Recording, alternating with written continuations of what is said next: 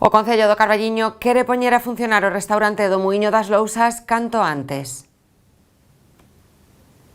No pleno da pasada semana aprobouse, só cos votos a favor dos concelleiros socialistas, o pliego de condicións para sacar a concurso o servizo de restaurante do Muíño das Lousas. A oposición criticou as bases para a concesión deste servizo por considerar que non eran as adecuadas e por non ser o suficientemente concretas e que poderían provocar que unha vez aberto o restaurante despois de varios años pechado tivera que volver a pechar de novo. A adxudicación será por un período de 10 anos prorrogables e co fin de que haxa máis propostas, o Concello di que estableceu unhas condicións asumibles e con ventaxas para os posibles interesados, xa que o canon anual é de pouco máis de 400 euros. Eso sí, o arquitecto municipal estima que a empresa ou particular concesionario terá que investir primeiro uns 50.000 euros para poñer a punto as instalacións. Os aspirantes a esta concesión deberán facerse cargo dese acondicionamento e tamén do equipamento interior que necesiten para poñer en marcha o restaurante.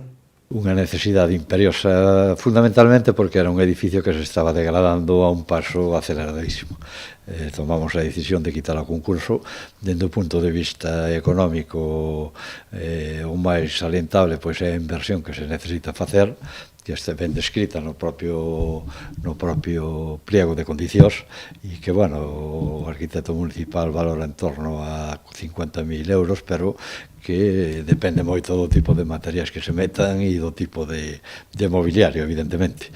O que é o canon, pois é o de menos, son aproximadamente 440 euros ao ano, que veñen a ser 32 ao mes, non é o importante. E despois, bueno, pois tamén se valórase o que é o plazo de apertura.